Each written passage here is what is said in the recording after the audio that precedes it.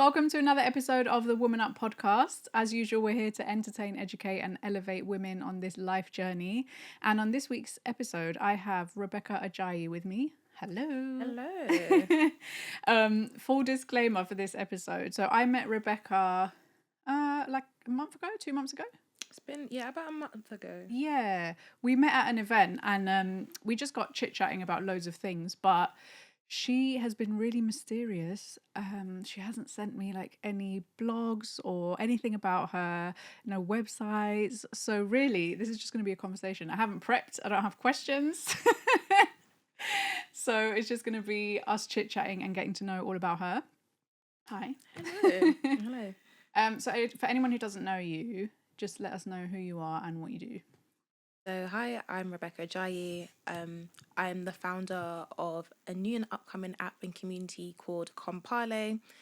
By day, I'm a software engineer, and by night, I'm bringing people together because we all need a bit of friendship and we all need a bit of love. And it's actually okay to want that.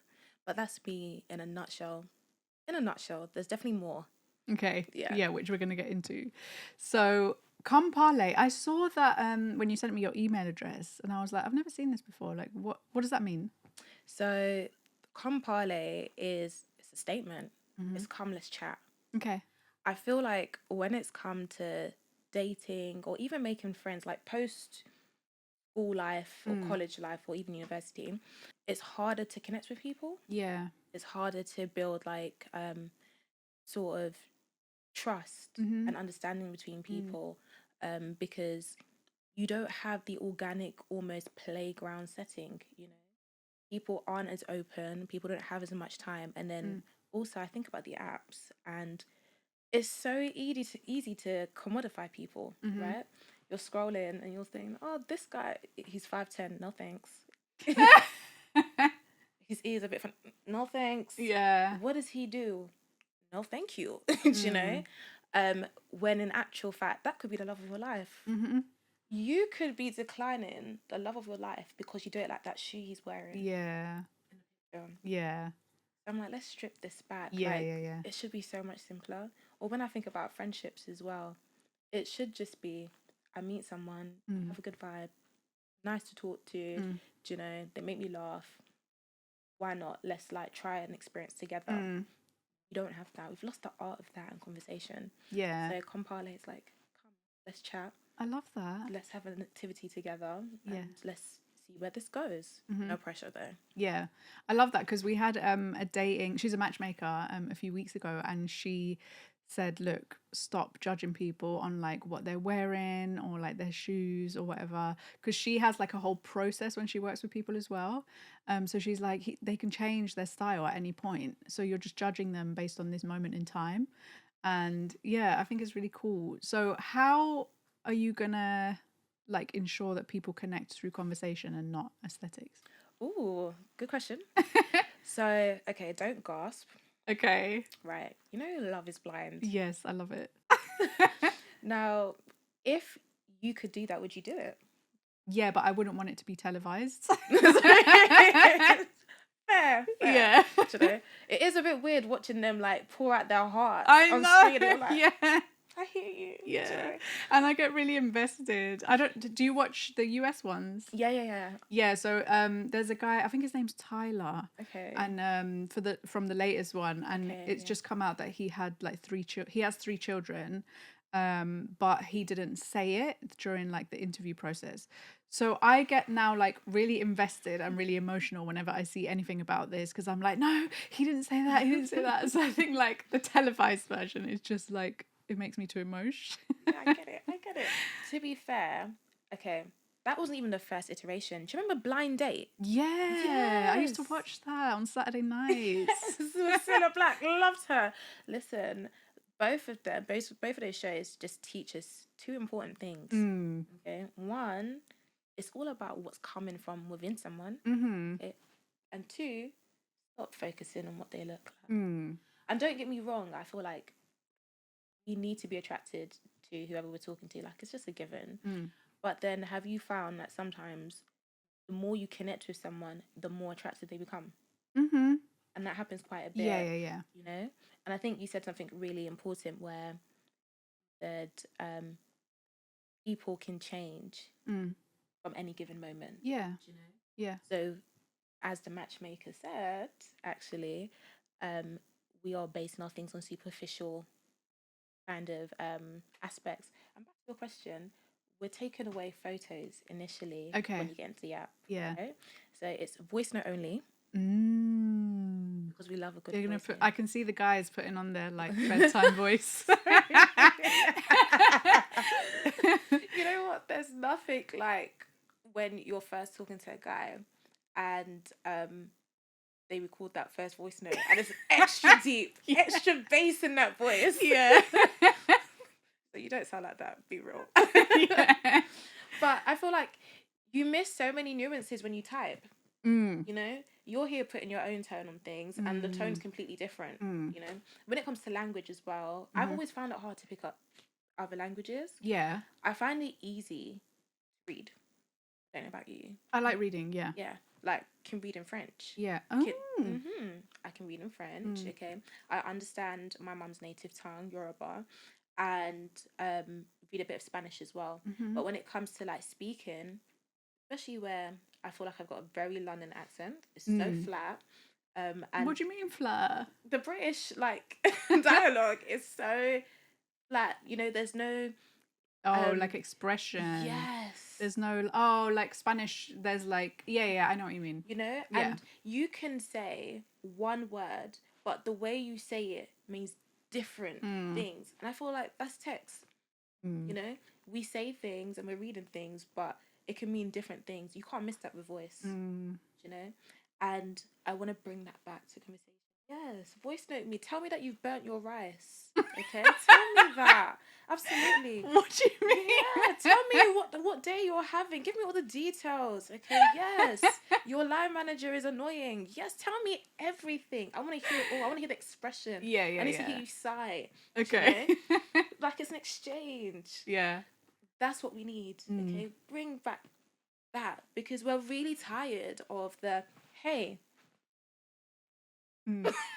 Or what are you up to? I was waiting for you to say that. Or what are you up to? Yeah. Come up with something new. You can't do that over voice note. What are you going to do? Send a 2-second voice note? Absolutely not. That being said, we hate a symphony. Yeah. I was going to say, is there a limit? Like, is there a minimum and maximum, or is it just a maximum? There's a maximum. Okay. So 60 seconds tops. Say your heart symphony and keep it pushing. Do you know? Yeah. Don't scare people away. So for those people who are like, oh, I hate a voice note, it feels like a podcast, or I have a friend, I will send like a 45-second voice note. She'll be like, oh, I have to take notes. But I don't think that's too bad. 45 seconds worth of notes, fine. Yeah. You clearly need to like do some memory games.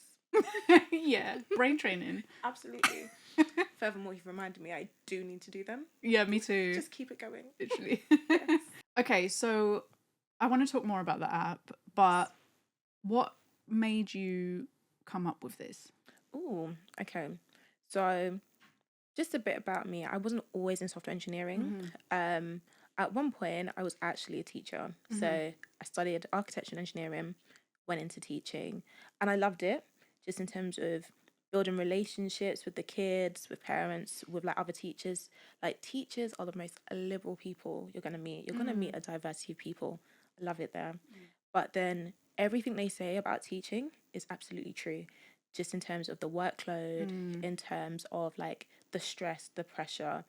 And I feel like from the most part of like my early mid-20s, it was just a lot of pressure. I mean, I progressed really quickly, had a lot of responsibility, and I was tired.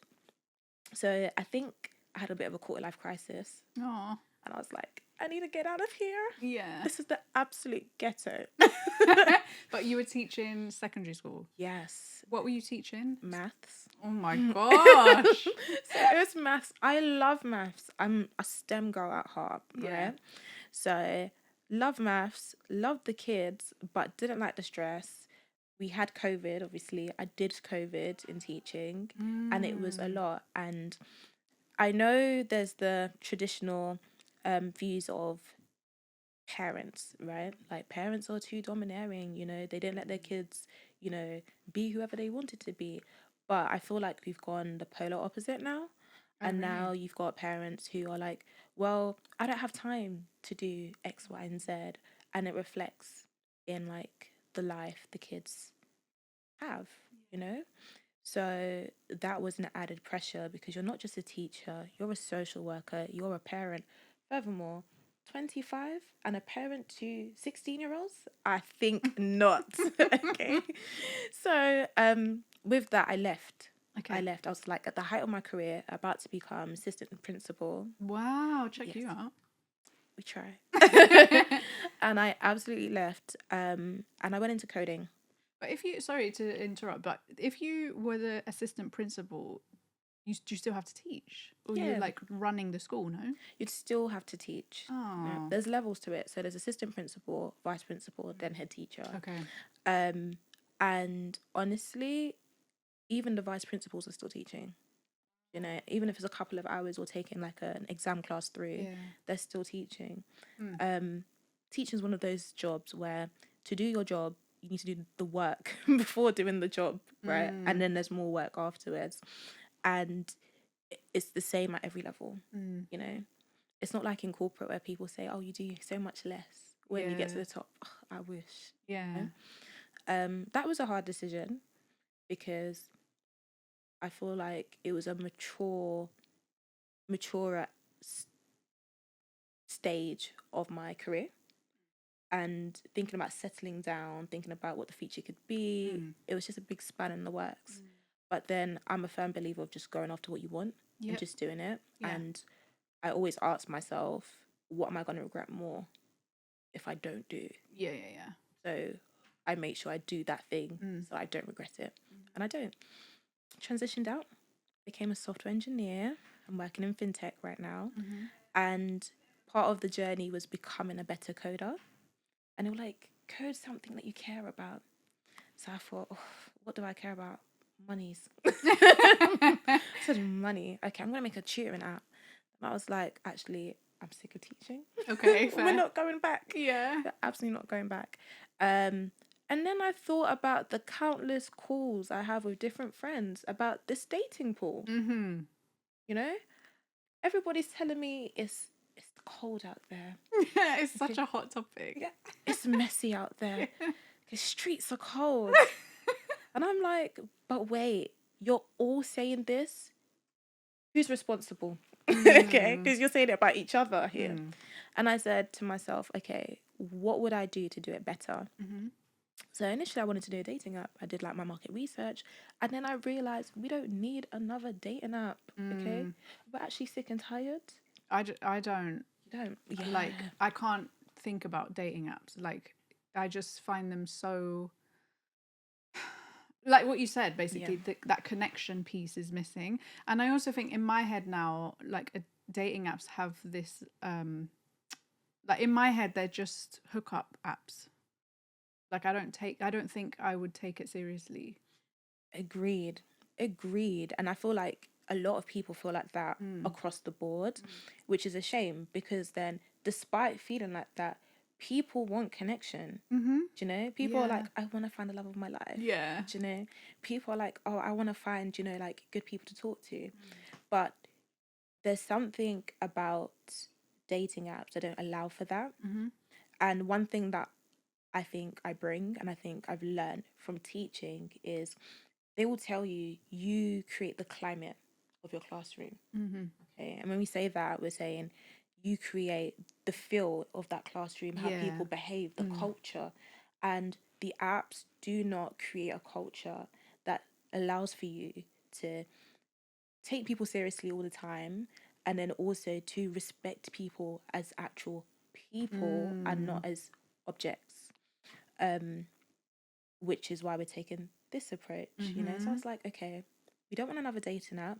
Also, talking to people, it's like people want to do fun things, okay, and experience things together. And they're like, if it happens, it happens. If it doesn't, it doesn't. And I feel like that's actually the right way to go about things. Yeah, it should be. I'm not being Disney here. Okay, I'm not being Disney. Like, you drop a pile of books, bump into the love of your life. Oh my God, you're who I've been dreaming of. Like, that's not what I'm saying. But it should be like you do something. Oh, I like talking to you. Let's talk a little bit more. Yeah. You know, bring back that old school. Like MSN days. Okay. Yeah, but MSN, even then, I feel like people would just like, I don't know, I think they got excited because it was like a new thing. Like, it was like when online became like the new thing. You could find the love of your life on there, Yeah, At little I'm baby, sure. something. But again, I don't think people took it seriously. I mean, you know what? Yeah. Maybe we need to do like a study of, what happened next. Where are these people now? Yeah. Okay. I mean, did you find the love of your life on MSN? No. Did you find it? No. Sorry. Did you find it in the playground? Like, where did you find the love of your life? Yeah. Because also when I speak to people who are like partnered up, okay, aside from the people who are like childhood sweethearts, it's in the most random of things. You're actually doing things, Oh, I met them at a workshop, at some sort of like event, a brunch, that kind of stuff, or like I saw them at the gym. And people meet in the doing of things. And that's why things like run clubs have become quite exciting. Though I'm not doing that because why on earth would I want you to be talking to me when I'm out of breath and fighting for my life? Okay.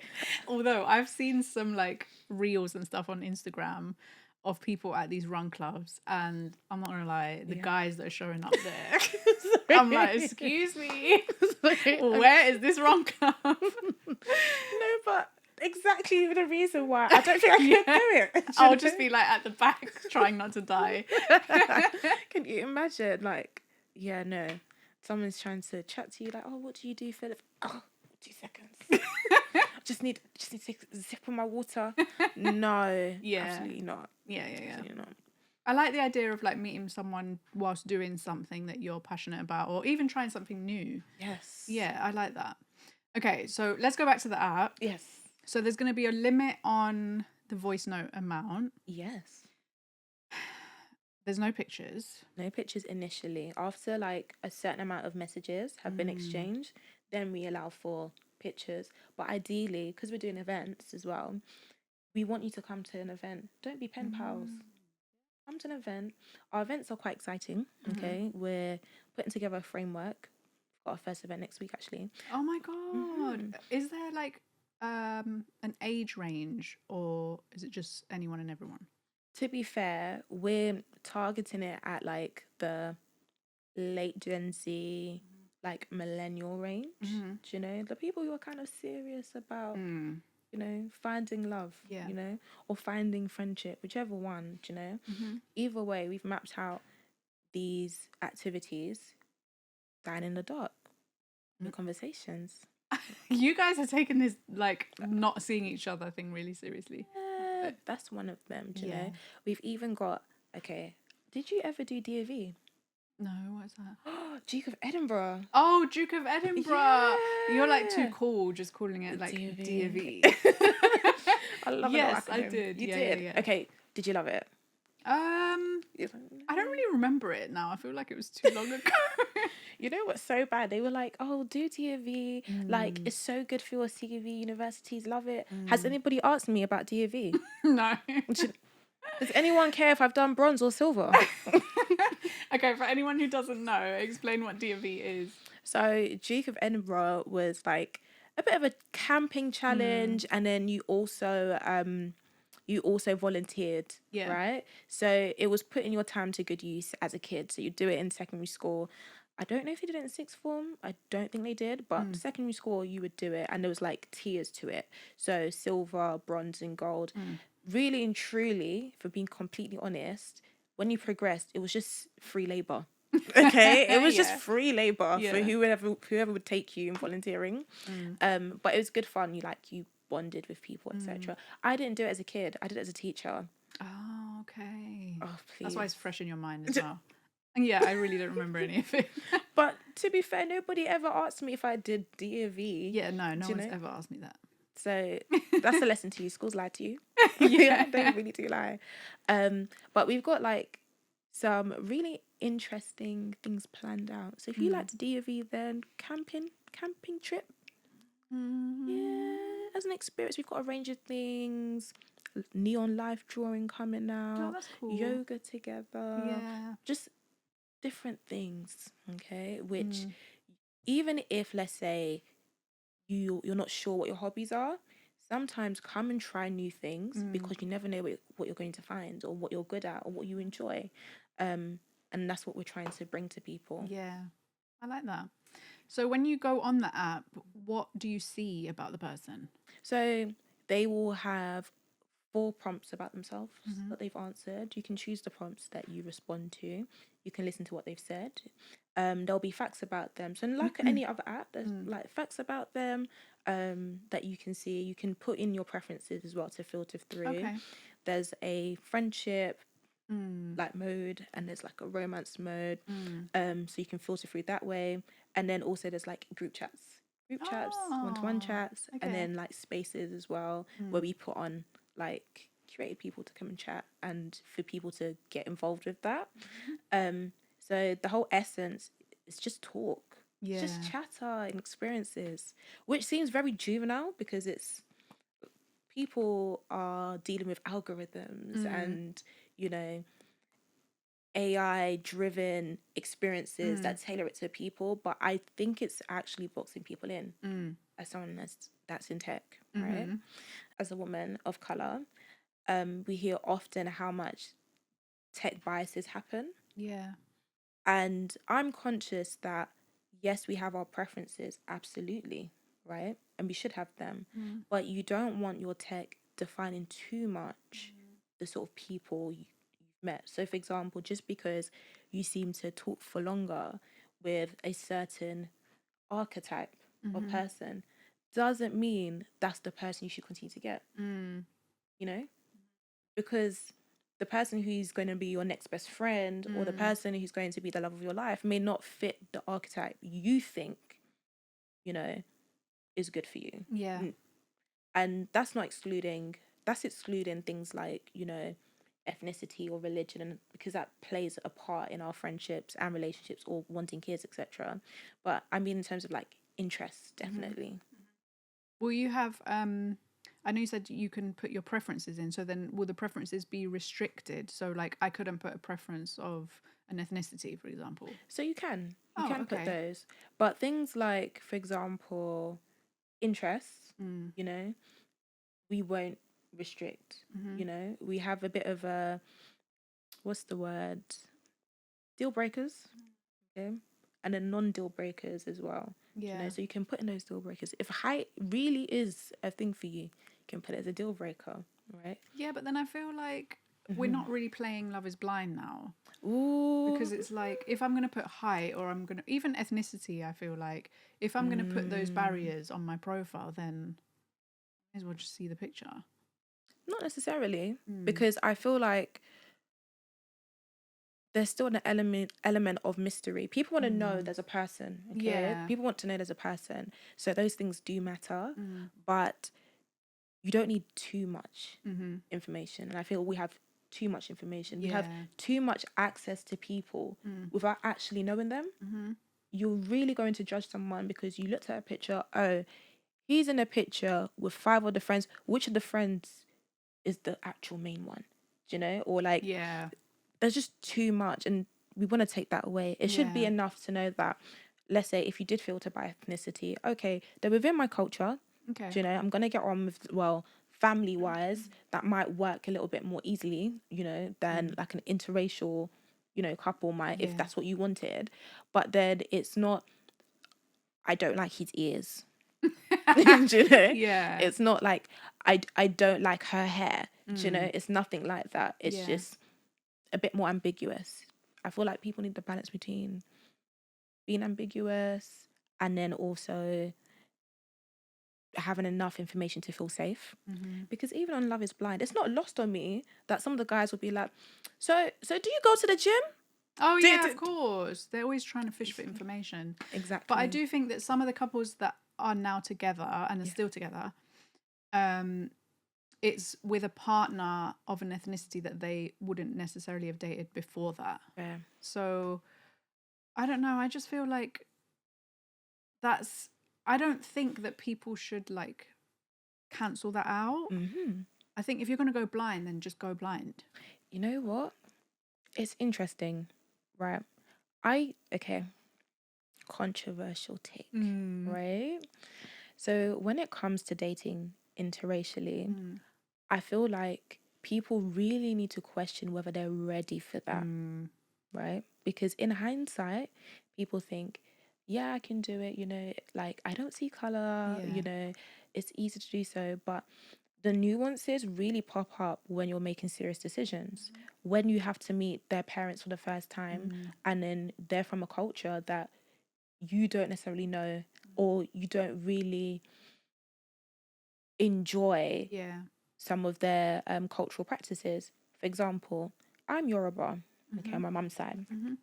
And what happens is people will greet by kneeling, Yeah, okay? okay. Yeah, by kneeling. Women will greet by kneeling, and men will greet by prostrating, and it's a sign of respect, right? Not everybody's going to like that. And as someone that's like grown up in London, like hi, it's suffice, like it's enough. It suffices for me, Yeah.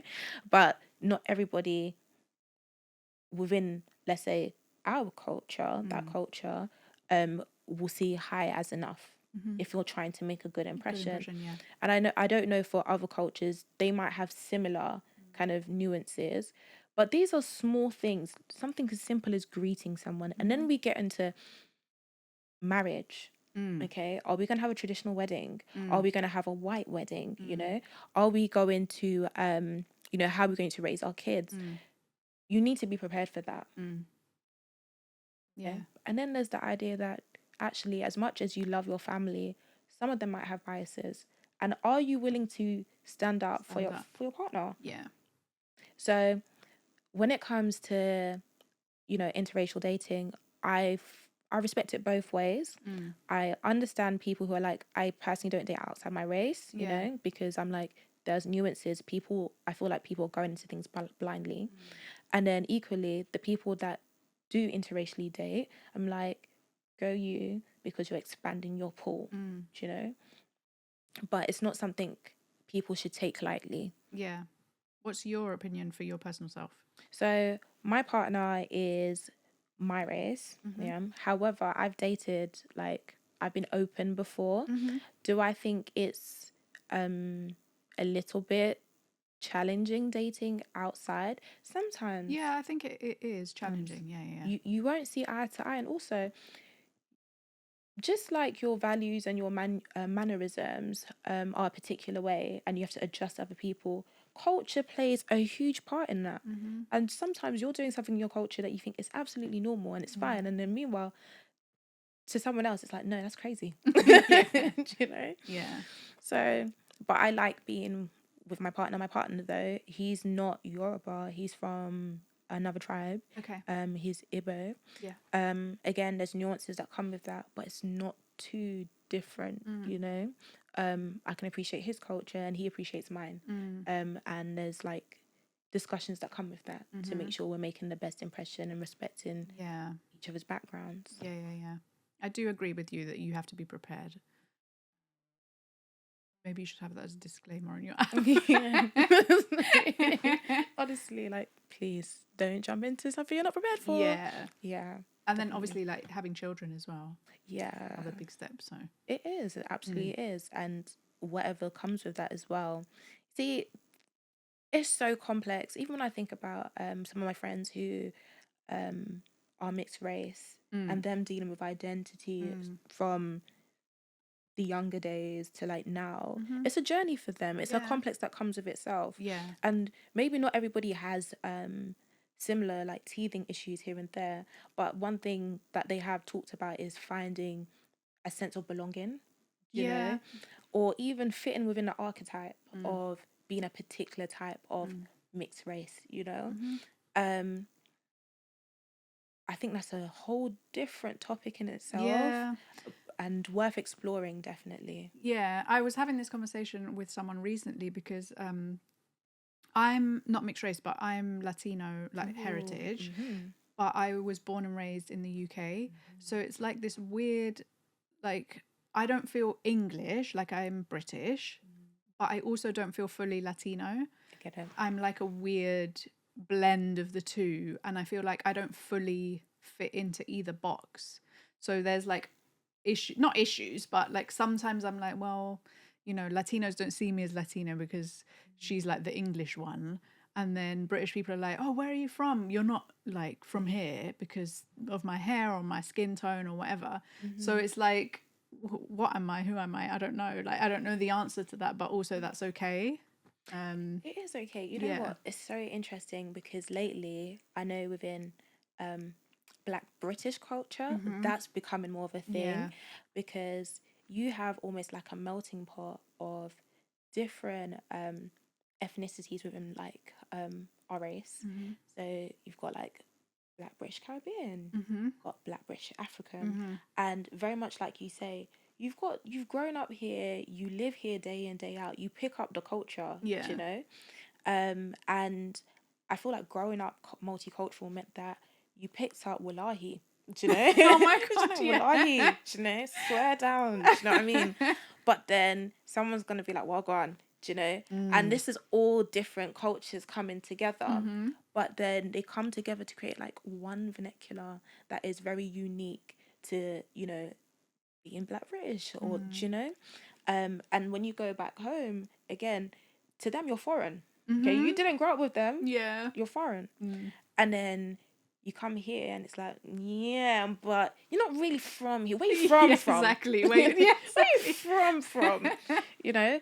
I feel like we have to get into a space where we accept that we're creating a new space and a new archetype of like being British, you know. That's nuances to these things, you know.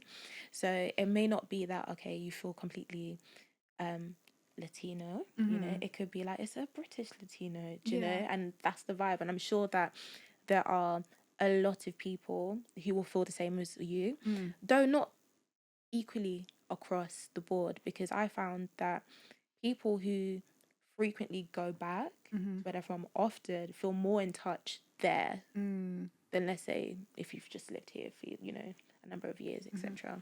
But I feel like we should be okay with creating our own identity. It's absolutely okay. Yeah. Do you know what I mean? Sometimes I like a bit of cheese on toast. Yeah. Yeah. And then I'm gonna take it back, and I want my curry chicken, you know, or my pounded yam. Like that's okay. Yeah. Do you know? I feel like a bit duality, balance.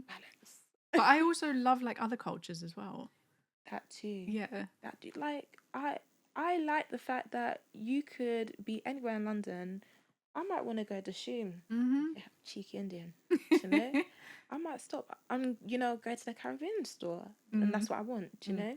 Like, or I want something Pan Asian. I feel like one of the beautiful things about living and growing up in London is just the diversity. Yeah, same. And being able to appreciate everybody's culture. And I know that not everybody feels the same, especially recently with like the riots, etc. But I think it's a privilege to go to other places and be able to accept people and be used to it. It doesn't faze me. Nothing phases me in terms of dealing with people who are different. Yeah. Because that's how I've grown up. Yeah, same. You know?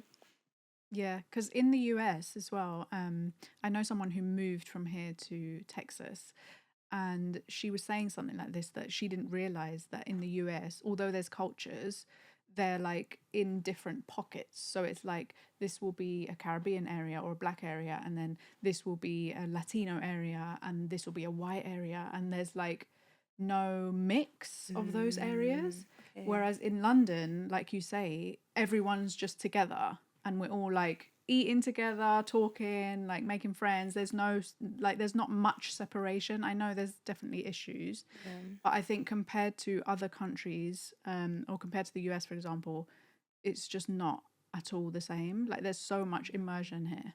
Agreed. I do think, don't get me wrong, I still think we do have like pockets of areas. You know, Yeah. there's certain areas I go to, I know I'm gonna expect to see this demographic, etc. But then I do think our perception on race and cultural diversity really is a lot more open and varied in comparison to America.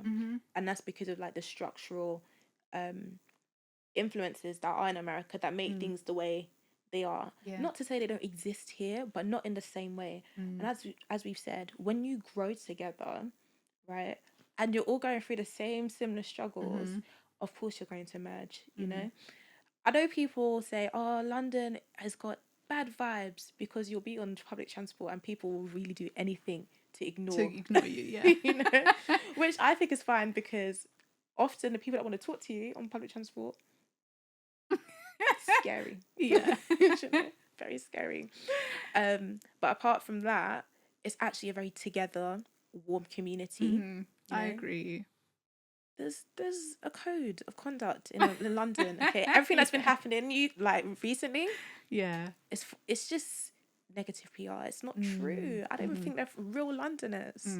Okay, but usually we've got a code of conduct. Yeah. Hey ladies, thanks for joining us here on another episode of the Woman Up podcast. I hope you're enjoying the episode so far. I just wanted to take a moment to say, if you're listening on Spotify or Apple Podcasts, please follow the channel and leave us a review. It really, really helps with our reach. If you're watching on YouTube, don't forget to hit that subscribe button so that you don't miss any episodes in the future. If you're feeling especially inspired, please feel free to leave us a comment or share the episode on your socials. I personally read all comments, and every share has a massive effect on our growth, so it really means the world to us. Thanks in advance, we appreciate you, and let's get back to the episode. How long have you been a software engineer then? It's been about 2 years now. Okay. How are you finding it? You know what? The first 6 months, I can't even lie to you. I remember looking around and saying, you guys use your brain to 90% capacity every day? What is this? And I'm not saying that, you know, people don't use their brains, but you know, I feel like most jobs become a bit passive. You know, you become autopilot. You know, I could do this in my sleep. This is the one job in my life where I'm actually here thinking. Like, my brain is bench pressing, you know? But I enjoy it. Like, every day I'm problem solving. Every day is something new. I do think I'm a different archetype of software engineer. Okay. Yeah. You know, people say, oh, software engineers are like introverted, blah, blah, blah. Yeah. And to a degree, yes. Yes. And don't get me wrong, I'm introverted for the most part. Are you? I didn't get that from you. Honestly, INFJ, okay? Yeah. So I'm introverted, but I'm interested in people, and that makes me like come across as extroverted. I think I am INFJ as well. Oh, twins. Yes. No, honestly, I enjoy it. I enjoy it. They think I'm a bit different because they're like, oh, you're so loud. I'm like, no, you're just really quiet. Yeah. You know? But I have enjoyed it. It has been a challenge. I feel like the first year definitely was one of the most challenging years in my life. Really? And yeah, and this is coming from someone who's experienced bereavement, you know, caring for a family member. And I'd say that this has been like the hardest year. And I think it just comes from transitioning, crossing over from somewhere where you're really good at to being not so good at something and having to learn to be good at it. And I think for majority of our adult lives, you don't have to do anything you're not good at. Yeah. So people starting things from scratch is a big thing, because that's you opting to not be so good in the beginning and being comfortable with that. And for someone who like sailed through like academia, you know, 3 A's, 4 A's, GCSEs, you know, you get your, you know, your degree, etc., to then come to a point where it's like, actually, I'm pants at something. I've never been pants in my life. It was definitely a challenge in self-worth. Because how do you tell yourself that you're great without the data? Oh my God. You're like speaking to my heart right now. Yeah, because how do you, without the, you know, the numbers that are telling you, yeah, you're amazing, you know, without the actual tangible result to say you're really good at this, it's really hard to keep going. It's really hard to keep going. And Yeah. you have to just affirm yourself that this is not a reflection of everything about you. And actually, you are growing and learning. And you've taken a step that some people don't do in the 40 years, you know, of, you know, career industry experience they have. They never deviate from what they do because they're too scared to take the leap. Yeah. You know, we all have to start from somewhere. And that was a big thing to deal with. It's also not easy when, unfortunately, in life, as much as you're going to have wonderful people who will cheer you on for free, you will equally have people who will bring you down. And whether that is intentionally or unintentionally, and I feel like this is why we have to be kind of careful how we treat people, because a word from you, which could be like, I was just having a bad day, right? Could be, you know, someone's 13th reason, you know? Or you just have people who are just not nice. Yeah. Who just think you don't belong in a space, for example. And you have to be able to, again, affirm yourself, even though, you know, okay, I don't have the data right now and I'm just learning and picking things, you know, picking things up. That was a challenge. Yeah, it is really challenging. The reason I say you're speaking to my heart is because that was me when I started the podcast. And it was like every like episode I would nitpick, and it was like, okay, I need to learn more about this. I need to learn about this. I need to learn about lighting and camera angles and all these other things, and then creating clips and whatever. And then I'm constantly just like, I don't think this is good enough. And the thing is, you're your biggest critic. Like, nobody actually, this isn't school, okay? You're not standing up giving a presentation and, you know, people are dissecting, what the hell is she doing? Yeah. Get her off the stage. No, Yeah. you know? But I do think we need to give ourselves grace. And you have to remember with the podcast, many people have dreams of starting something, a business, a podcast, you know, even like a hobby, even hobbies, gym, mundane things, right? And they don't. And yet you have the courage to do it. Already taken the first big step. And then also, it's with time, find your groove, things get better. And actually, what you need to do is fake it until you make it. Yeah. You know, when people say, oh, but that's lying to yourself. No, lie to yourself until you make it, okay? Yeah. Lie, okay? Yeah. Lie. Yeah. People spend time lying to other people about, like, you know, their CV and whatnot. No, be lying to yourself, okay? To give yourself the energy and, like, the motivation to continue.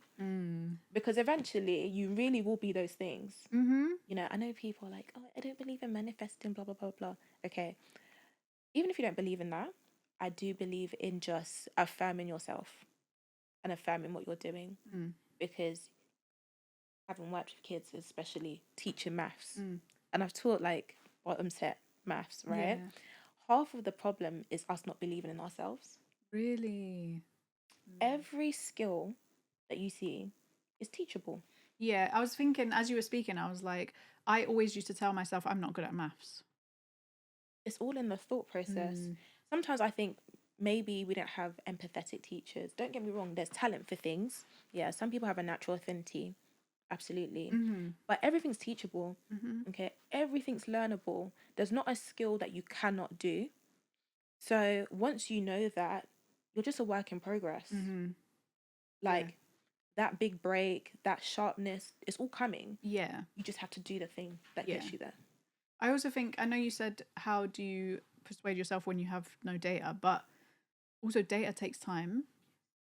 Valuable data takes time. Yeah. If I've been doing something for a day, it's just one day's worth of data. Whereas Completely. 2 years worth of data is completely different. Yeah. And also, sometimes we're not recording enough. Okay. Honestly, just like you, I've started to build the platform in the beginning. You push out to TikTok.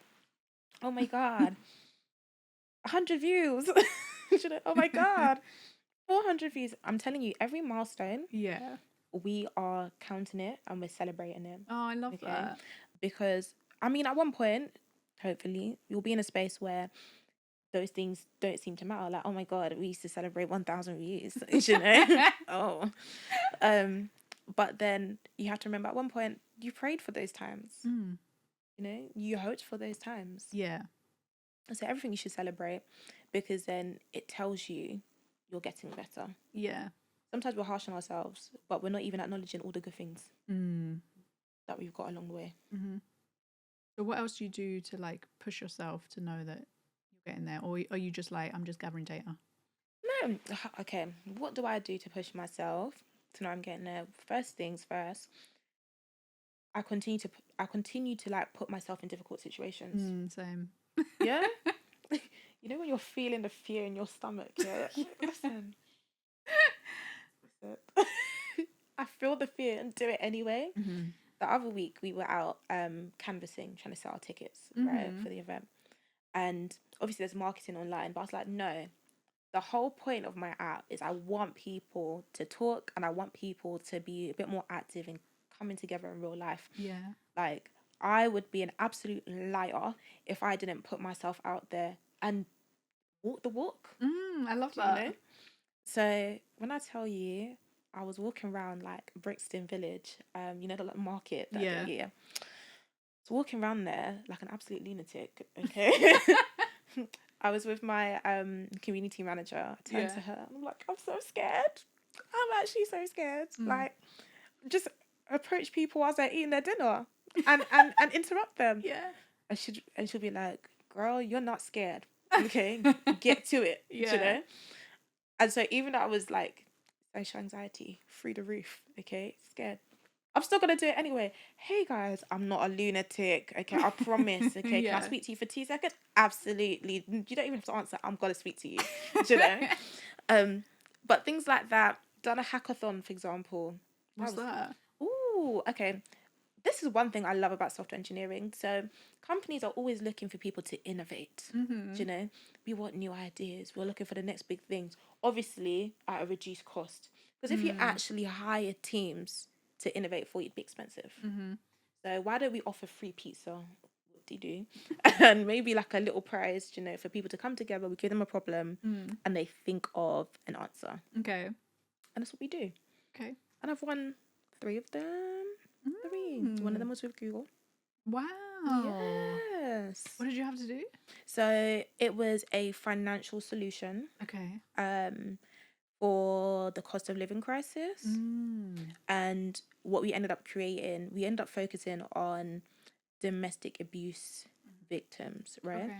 And when we talk about domestic abuse in financial terms as well, we're not talking just about like, you know, DV. We're talking about little dynamics as in your whole family depends on you for money. You know, you have like, there's like situations where people are really carrying their whole family. They have no handle over their finances, things like that.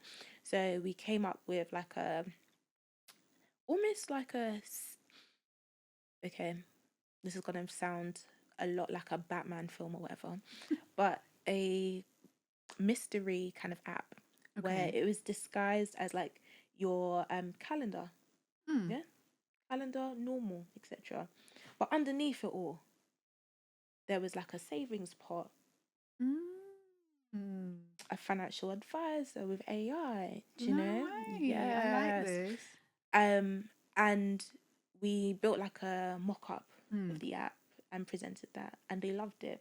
One, because actually in the last couple of years, domestic abuse charities and things like Women's Refuge have been petitioning the government for more resources to help people, because the cost of living crisis means people lose their jobs, people have less money, and it means that more people need help.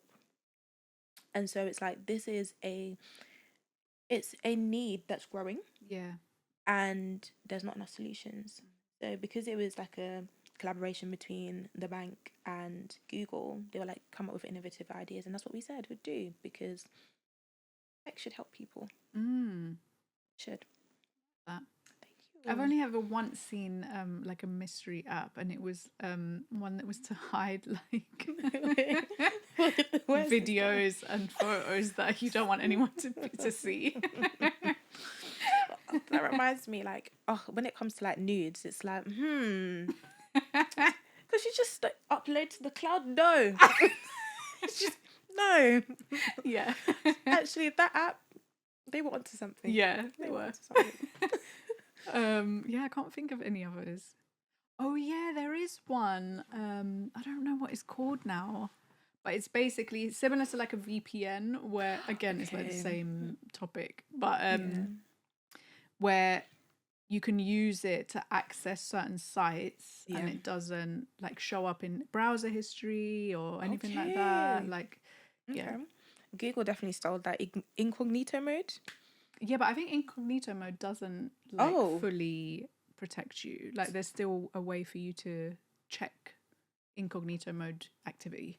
So when people are saying, "Oh, go on Skyscanner on like anonymous mode," it's all a lie. Yeah. It's all a lie.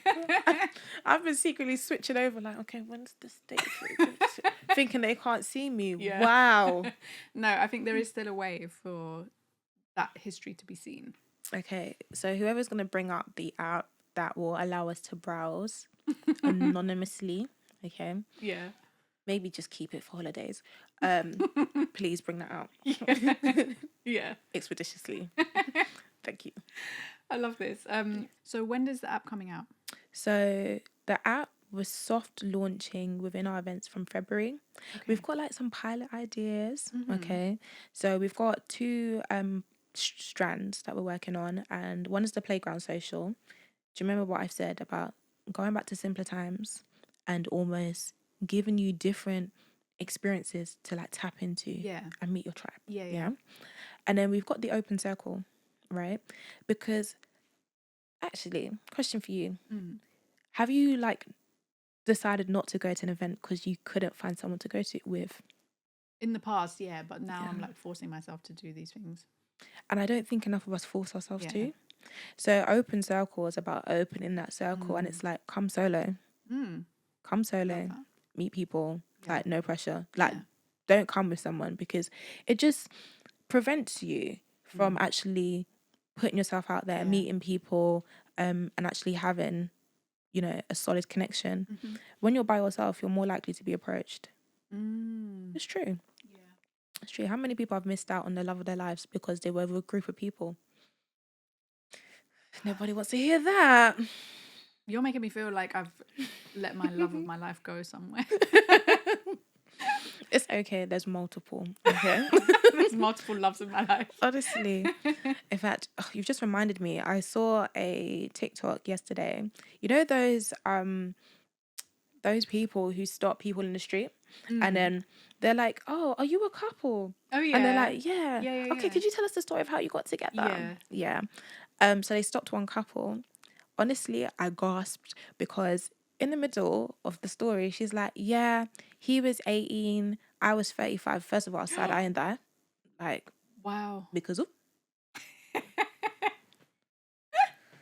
lady, I don't think you should have said that. But then two, she was like, yes, I left my husband. And I was like, oh, wow. You know, she really said, don't let your husband stop you from finding the love of your life. You know? That's what she said. She said, oh, we've been together 40 years. I think she said she's like 75. She looked really youthful and good. Wow. Really good. And then he's like 60. I don't even know if those dates add up.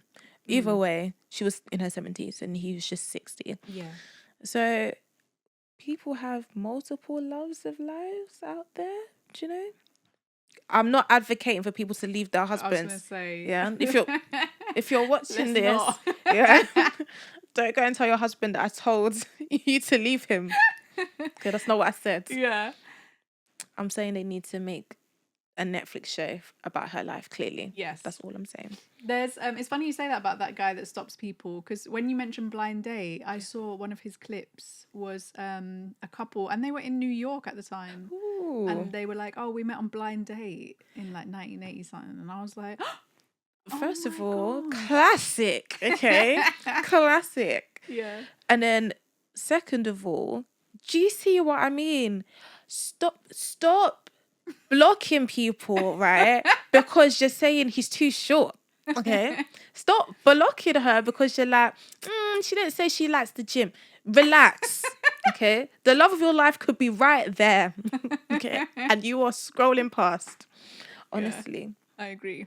Damn, see? Blind dating. Well, I love this. And when the app comes out, send me the link. Absolutely. You're more than I'm going to be welcome. doing some Love is Blind. Absolutely. And then, in fact, you can give me an honest review of the people you meet. But I feel like it'll bring out the authentic people. Do you think? I hope so. Yeah. I feel like it requires some effort. So I think you'll definitely like get rid of people that are not serious. Which is good. Yeah. Which is really good. Yeah, because let's be honest, we're tired of the people who you're not really there to meet other people. You're just there like for like a validation or you're bored. Get out. Yeah. Yeah. You know? Yeah. You want real people, real conversations. I'm excited. Do you know what ended up happening with me and Bumble, which is probably what's going to happen with yours? Maybe not, but I just stopped using the dating thing and just was using the friends, and then just made like loads of friends. I like this. Yeah, I love that. Like, I love that I did that, but yeah, I just wouldn't use it again for dating. Fair. You know what? It's so funny because we're actually pushing the friendship first. Because to be fair as well, again, everyone's like, oh, you can't make out the friend zone. Shut up. I feel like people start off better as friends. In fact, there's an actual stat that says that you have a stronger relationship if you start off as friends. Yeah. There's stats that say it. Yeah. And actually, friendship is good for your health. Mm-hmm. Like, you statistically live longer if you have friends. If you have friends. Okay. Yeah. So make more friends. Absolutely. Okay, well, I always finish my interviews with a game called 333. Okay. And it's just 3 sets of 3 questions. Okay. So the first 3 are would you rathers. Ooh. So would you rather eat only sweet foods or only savoury foods forever? Ooh, forever. That's a really hard one because I do have a sweet tooth. I do like it. But forever, savoury. Yeah. We're grown-ups. Be serious. I do like a sweet treat now and then, but not every savoury foods. Okay, would you rather spend a year exploring space or a year exploring the depths of the ocean? Oh, space, 100%. Really? Why? Yeah, no, the ocean's a very scary place. A very scary place. So space. Yeah. But there's something about water, do you know? Like, you watch the Titanic. Furthermore, I've almost got lost at sea. That's a story for another day. Yes. I got almost lost at sea. Oh my God. By yourself? Oh no, it was me and my good friend. Okay, we went to Thailand.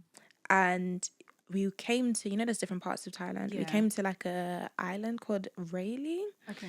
And we thought, okay, we've chilled on the beach. We've done everything we can. What should we do next? So me and my fast self went on to like, is it TripAdvisor? It was like things to do in Railly. Oh no. And it was like kayak to the next island. So the next kayak to the next island without a guide? Yeah, but it wasn't supposed to be long. It was supposed to be like just there. Could you see the island? Yeah. Oh, you could see it in the distance. So we went to speak to like a local merchant who rents out kayaks, right? Okay. He's like, come back tomorrow, 8 a.m. because the tide comes in. Yeah? Yeah. No problem. We asked him, how long will it take? He said like an hour. Yeah, not bad. Me that came off a party. That sounds long. No, it's okay. I thought it'd be relaxing. Do you know? We did like a boat party the day before. And so I had such a good time and they let you down to like snorkel and like kayak a little bit. Yeah. So I thought, yeah, I'll be good at this. I was like, I've got a new talent.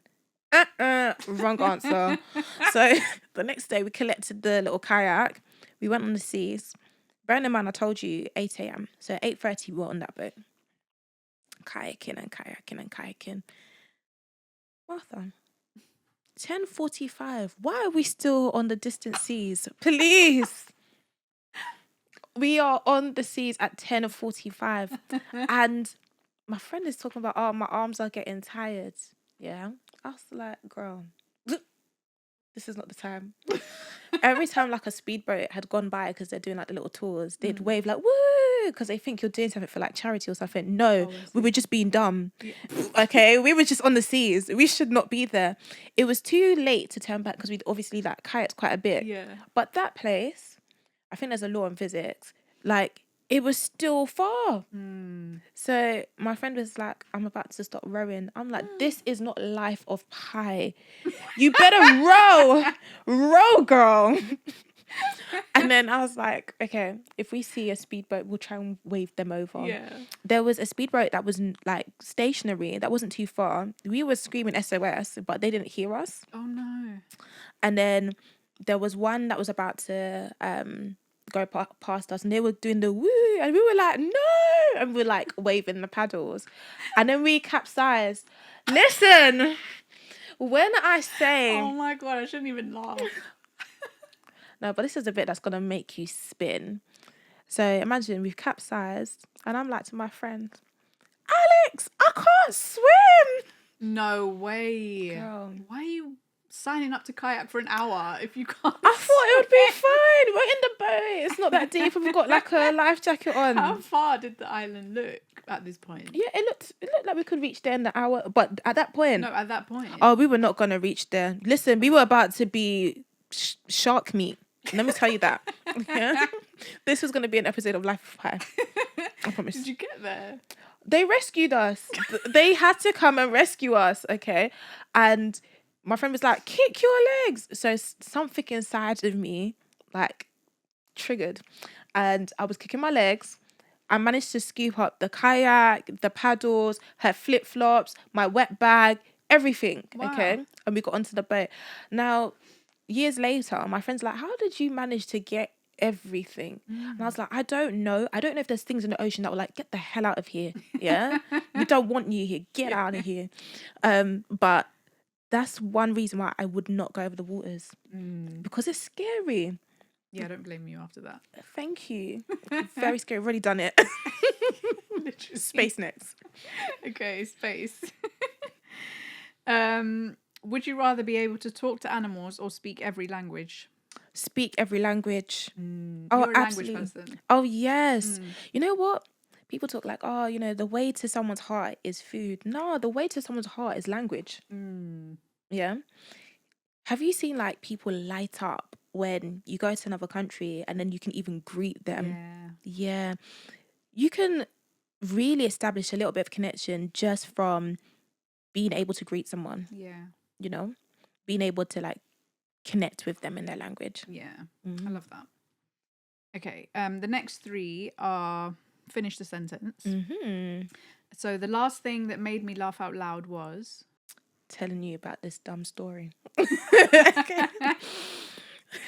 Okay. The first thing I'd do if I won the lottery is... Oh, if I won the lottery. You know, it's so funny because I'll be telling people at work, listen, if I win, there will be signs. The sign is I'm not here. Immediately. If I won lottery, the first thing I'm doing, I'm booking a flight. Okay. Goodbye, London. Goodbye, United Kingdom. And your 4 p.m. perpetual darkness. Yeah. You know, straight out there. So somewhere sunny. Oh, I love that. Okay, one thing I've always wanted to try but haven't yet is... Always wanted to try. I'm definitely try all things at least once. But I need to try something adventurous in the air. I did indoor skydiving, but I'd like to go and do something like that outdoor. Okay. Or like have a hot air balloon ride. Just do something in the sky. I don't know why indoor skydiving scares me more than actually going skydiving. What? And I've actually been skydiving before. Stop. Yeah. I just think it's weird. You know, like you're in that little like tunnel thing. Tube, yeah. Yeah. I feel like something weird would happen to me where I'd like hit the side of it or be like bouncing or like something that doesn't happen to like your regular person. No, stop. You think it's like Willy Wonka's chocolate factory. Just floating. Like, there's like fan. Yeah. No, indoor, I feel like you're contained. I'm like, I'm not going to die. If I fall on the thing, it's fine. No, but I don't like falling.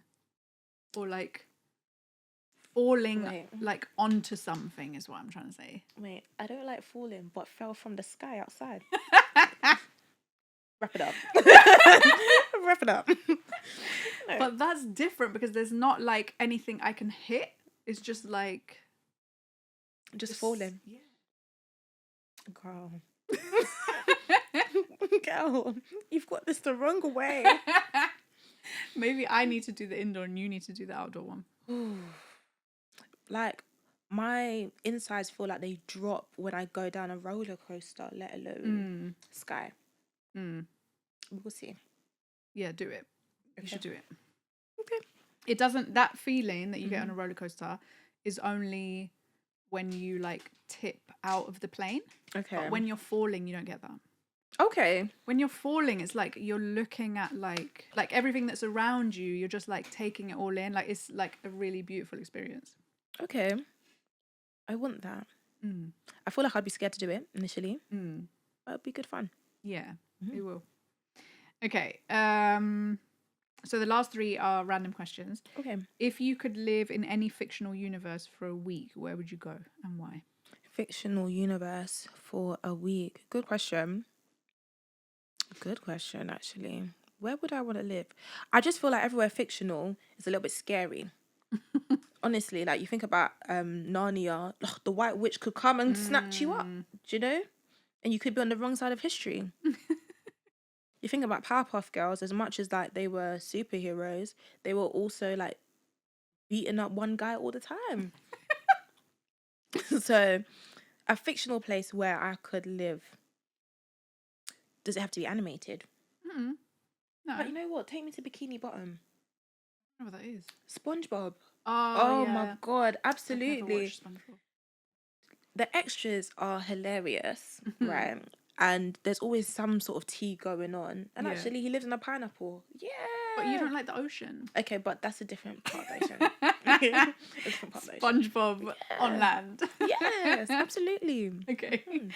If you had to eat one meal every day for the rest of your life, what would it be? One meal. Ooh, that's hard.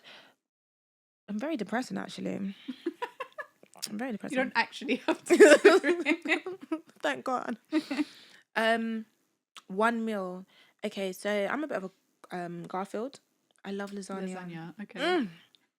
There's like nothing more comforting than like a plate of lasagna. So It's got everything, that's why. Yeah. It's got pasta, it's got cheese. Just everything. Bolognese. Boom. Yeah. Yeah, I could live with that. Yeah. Which is mad because I know like from like a ethnic point of view, like rice is that staple. Do you know? But actually I'm sick of rice. Let me tell you, I am sick of rice.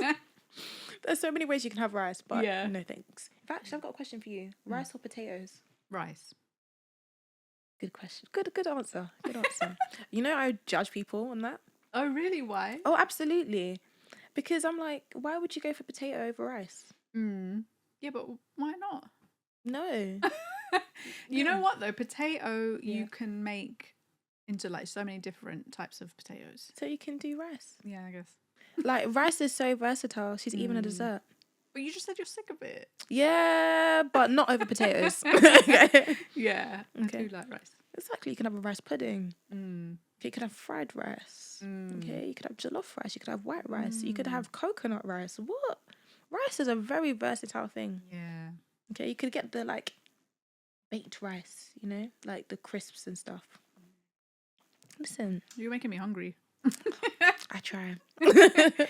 Okay, the last one is a woman up question, so everyone gets this one. What 3 things do you love about yourself? Oh, this is such a lovely question. 3 things I love about myself. Love the ability to connect with people. That's really nice. I really enjoy that. Also, I'm gonna do the thing. Whatever that thing is, I'm gonna do it. Okay. When they say standing on business, that is me. And then I love my desire to find new things and try new things. You know, it adds a bit of je ne sais quoi to life. I love that. Those are amazing. I love this interview. I feel like we could just talk for ages, but maybe you can come back for one of our dating segments. Oh, absolutely. Bring me back. Yeah. I have things to say. Okay, Yes. things to say. So bring me back. Thanks for having me. This has been so enjoyable. Yeah, thank you. Guys, don't forget to like, subscribe, comment. If you're listening on a podcast platform, write us a review. All of it helps to push out the podcast, and we really appreciate you. So I'll see you next week. Bye. Bye. Okay, so that's it for this week's episode of the Woman Up podcast. All the links and resources we mentioned in the episode will be in the description, no matter where you're listening or watching from. If you're listening or watching this on a podcast platform such as Apple Podcasts or Spotify, please leave us a review and follow the channel. You have no idea how much this helps to push out the podcast to a wider audience. If you're watching on YouTube, please hit that subscribe button for the same reason, and feel free to leave a comment, ask a question, or make suggestions. It really means the world to us, and I look forward to seeing you again next week.